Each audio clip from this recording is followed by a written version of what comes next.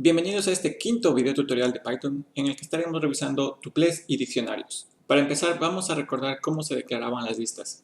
Las listas se declaraban mediante el uso de corchetes, ya sea para abrir y cerrar el contenido de dicha lista. En el caso de los tuples, lo que se utilizará son paréntesis. Así, empezaremos a desarrollar nuestro primer ejemplo. Para ello voy a crear una variable lista y le voy a asignar valores de tipo string.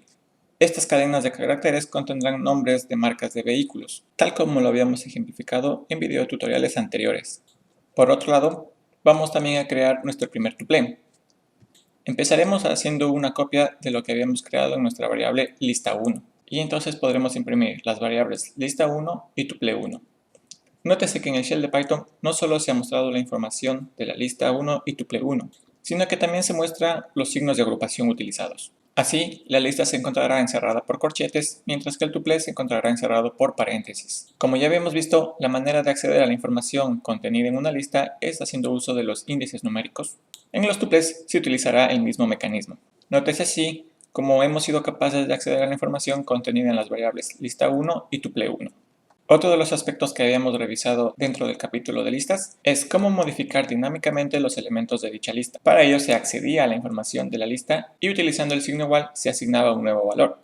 Así, cuando se modificaba un elemento, este quedaba registrado dentro de la lista. En el ejemplo hemos sido capaces de cambiar el primer elemento de la lista 1. Al tratar de imitar el mismo procedimiento para un tuple, lo que vamos a obtener es un error. Y es aquí donde se marca la diferencia entre listas y tuples. Mientras que en la lista se almacena información que puede ser modificada dinámicamente, en el tuple se mantiene información de manera estática, es decir, que no puede ser modificada.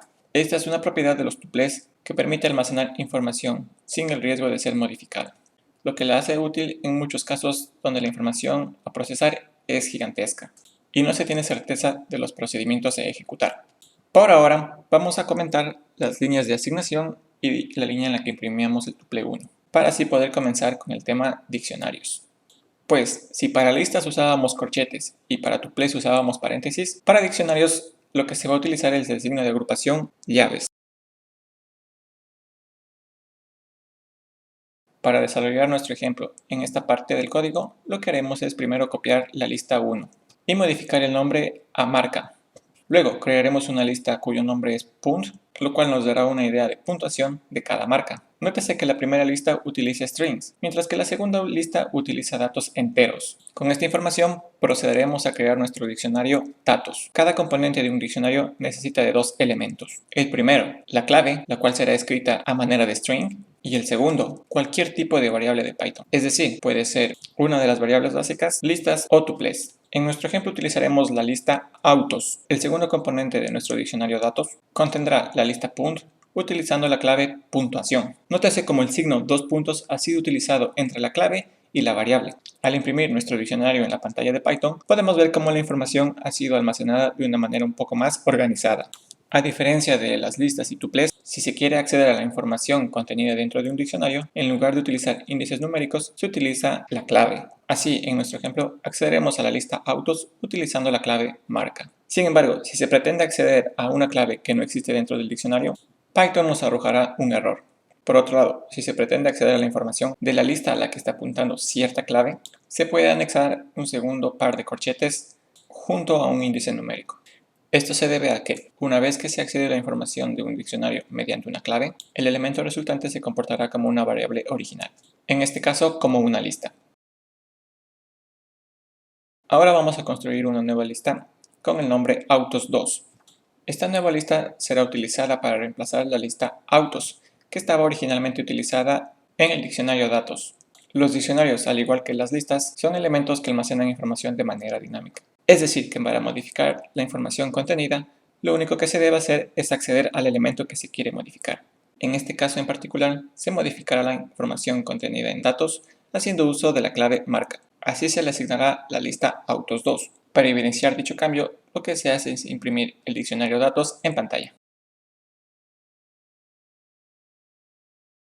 Si se quiere agregar un nuevo componente a nuestro diccionario, el proceso es bastante similar al ya ejecutado. Es decir, simularemos que vamos a cambiar la información de cierta clave, pero dicha clave aún no se encuentra registrada dentro del diccionario. por lo que es importante que se le asigne un nuevo elemento. Así, en nuestro ejemplo se le asignan valores enteros, que simulan el precio de cada marca en el mercado. En pantalla vemos cómo el diccionario de datos ahora contiene 3 elementos. Los diccionarios presentan un mayor nivel de versatilidad al permitir almacenar arreglos de diferente dimensión. En nuestro caso, hemos ejemplificado esto al agregar un cuarto elemento dentro de nuestra lista valor.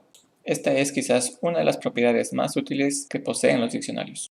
Para ejemplificar cómo eliminar un elemento de un diccionario, vamos a agregar un nuevo valor numérico a la lista valor y vamos a asumir que queremos eliminar la clave valor. Como ya lo habíamos visto anteriormente, el método más eficiente es utilizando la palabra de entorno del, precedida por el diccionario datos, al que se le pretende eliminar la clave valor. Luego mostramos el resultado en pantalla, corroborando que hemos sido capaces de eliminar un elemento específico de un diccionario.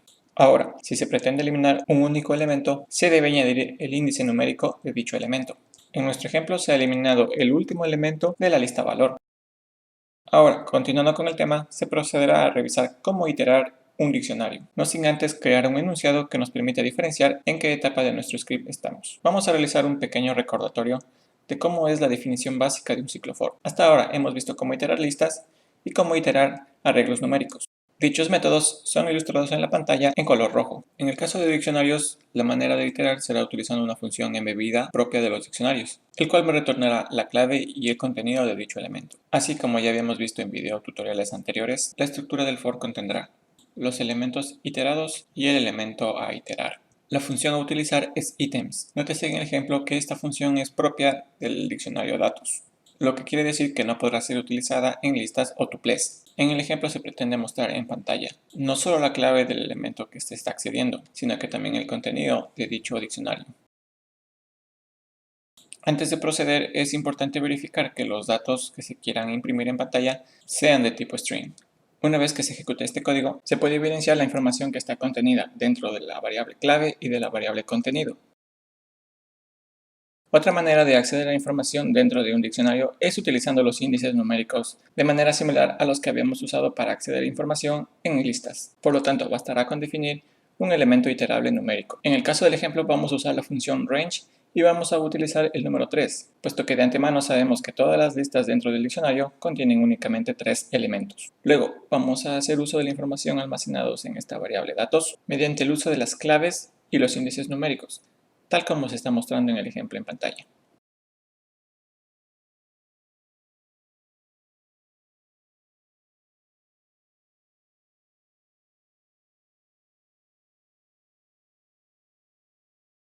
Hay que siempre tener en consideración el tipo de variable que se está manipulando. Así, de ser necesario, se deberá ejecutar una transformación a tipo string, puesto que el objetivo es mostrar en pantalla un mensaje. Una vez corregidos dichos errores, podemos evidenciar cómo el diccionario ha sido iterado haciendo uso de los índices numéricos y de la clave de cada elemento. Con esto damos por terminado este video tutorial en el que hemos hablado sobre tuples y diccionarios, así como las propiedades y manipulación de cada uno de estos elementos. Si les ha gustado el video tutorial, no olviden de suscribirse y darle like al video, y yo los espero en el siguiente tutorial de Python.